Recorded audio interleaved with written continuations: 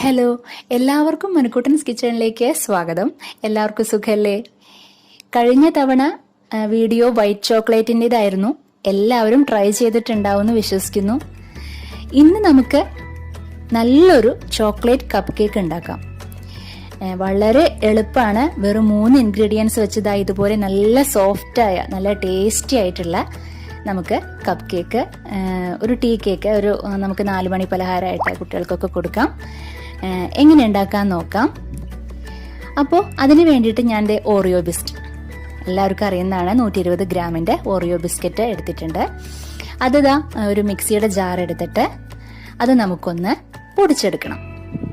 എല്ലാം അതിലേക്കിട്ട് നന്നായിട്ട് നല്ല തരികളൊന്നും ഇല്ലാണ്ട് കട്ടകളൊന്നും ഇല്ലാണ്ട് നന്നായിട്ട് പൊടിച്ചെടുത്തിട്ട് വരണം.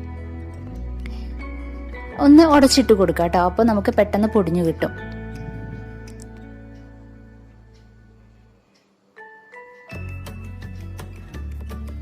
എന്നിട്ട് നന്നായിട്ടൊന്ന് പൊടിച്ചെടുത്തിട്ട് വരാം. പൊടിച്ചെടുത്ത് വന്നിട്ടുണ്ട്. തരികളൊന്നും ഇല്ലാണ്ട് പൊടിച്ചെടുക്കണം കേട്ടോ.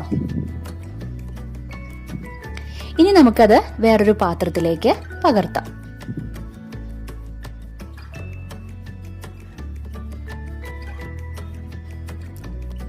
പൊടുമ്പോൾ ക്രീമോട് കൂടി തന്നെ പൊടിച്ചോളൂ കേട്ടോ.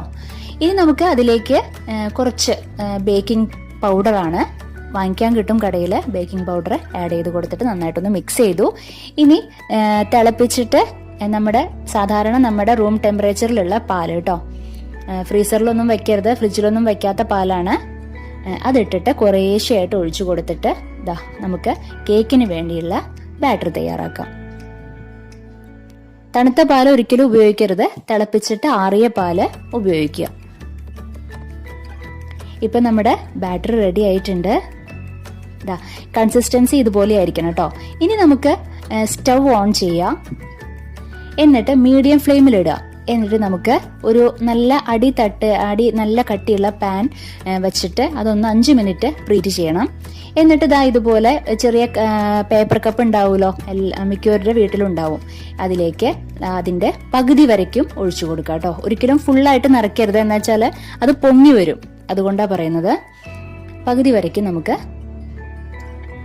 ബാറ്റർ ഫില്ല് ചെയ്യാം. ഇതുപോലെ. എന്നിട്ട് ഇതുപോലൊരു ഇതുപോലെ ഫ്രൈ പാനിൽ തന്നെ വെക്കണമെന്നൊന്നുമില്ല. സാധാരണ ഒരു സ്റ്റീൽ പാത്രം ആയാലും അത് നന്നായിട്ട് മൂടി വെക്കണം കേട്ടോ. അതെടുത്തിട്ട് ഇതുപോലെ വെച്ച് കൊടുക്കാം നമുക്ക്. ഇനി അതിന്റെ മേലേക്ക് നമുക്ക് കുറച്ച് കാഷ്യൂനട്ട്, ഡ്രൈ ഫ്രൂട്ട്സ് എന്തെങ്കിലും ഉണ്ടെങ്കിൽ അതൊന്ന് ജസ്റ്റ് ഒന്ന് ക്രഷ് ചെയ്തിട്ടോളൂ കേട്ടോ. ഇതുപോലെ അത് നിങ്ങൾക്ക് വേണമെങ്കിൽ ചെയ്താൽ മതി. ഞാൻ ജസ്റ്റ് ഒരു ഭംഗിക്ക് വേണ്ടി ഇട്ടു, അത്രേ ഉള്ളൂ. ഇനി നമുക്ക് അതൊന്ന് ക്ലോസ് ചെയ്ത് വെക്കാം. നമ്മുടെ പ്രീഹീറ്റ് ചെയ്തിട്ടുണ്ട്. ഇനി നമുക്ക് ഇത് അതിന്റെ മീതെ വെച്ച് കൊടുത്തിട്ട് ഒരു 20 മിനിറ്റ് മീഡിയം ഫ്ലെയിമിൽ തന്നെ, ഒരിക്കലും ഫ്ലെയിം കൂട്ടിയിടരുത്, അതിനേക്കാളും കുറച്ചിടരുത്. മീഡിയം ഫ്ലെയിം നമ്മൾ എങ്ങനെയാണോ വെച്ചിരുന്നത് അതേപോലെ തന്നെ വെക്കണം. 20 മിനിറ്റ് കഴിഞ്ഞു. 20 മിനിറ്റിന് ശേഷം നമുക്ക് തുറന്ന് നോക്കാം. ഇനി അത് വെന്തോന്ന് അറിയാൻ വേണ്ടി ഇതുപോലൊരു സ്റ്റിക്ക് വെച്ചിട്ട് ഒന്ന് കുത്തി നോക്കിയാൽ മതി. അപ്പോൾ നമ്മുടെ കയ്യിൽ ഒട്ടിപ്പിടിക്കുന്നുണ്ടെങ്കിൽ അത് വെന്തിട്ടില്ല എന്നാണ് അർത്ഥം. ഇപ്പൊ എല്ലാം ആയിട്ടുണ്ട്, ഒന്നും ഒട്ടിപ്പിടിക്കുന്നില്ല കേട്ടോ. ഇനി നമുക്കത് എടുക്കാം. ചൂടാറിയതിനു ശേഷം നമുക്കൊന്ന് എടുത്തു നോക്കാം.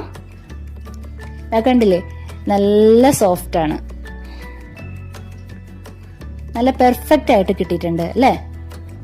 നമ്മുടെ കപ്പ് കേക്ക് റെഡി ആയിട്ടുണ്ട്. നമുക്കെല്ലാം ഒന്ന് എടുത്തു നോക്കാം. ആ ഡ്രൈ ഫ്രൂട്ട്സ്, ആ കാഷ്യൂനട്ട് വെച്ചപ്പോൾ അതൊരു ചെറിയൊരു ഭംഗിക്ക് വേണ്ടിയിട്ടാണ് കേട്ടോ, ഒന്ന് ഡെക്കറേറ്റ് ചെയ്തത്, ഗാർണിഷ് ചെയ്തതാണ്.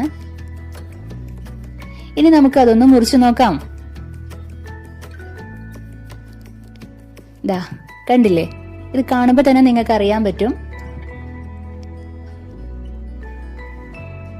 നല്ല സോഫ്റ്റ് ആയിട്ട് വന്നിട്ടുണ്ട്. അപ്പോൾ ബിസ്ക്കറ്റ് ഒന്നും ഇഷ്ടപ്പെടാത്തവര് ഇതുപോലെ ചെയ്തു നോക്കൂ. നമുക്കൊരു വെറൈറ്റി ആയിട്ടുള്ള ഒരു സ്നാക്കായിട്ട് ഉപയോഗിക്കാം. അപ്പോൾ നിങ്ങൾ തീർച്ചയായിട്ടും ഇത് ട്രൈ ചെയ്യണം കേട്ടോ. എന്തായാലും ട്രൈ ചെയ്യണം. വളരെ എളുപ്പമല്ലേ ഉണ്ടാക്കാനായിട്ട്, പെട്ടെന്ന് ഉണ്ടാക്കി കഴിയും. അധികം ടൈമിൻ്റെ ഒന്നും ആവശ്യമില്ല, അധികം ഇൻഗ്രീഡിയൻസും വേണ്ട. അപ്പോൾ നമുക്കിനി അടുത്ത എപ്പിസോഡിൽ വീണ്ടും കണ്ടുമുട്ടാം. Okay, bye, thank U.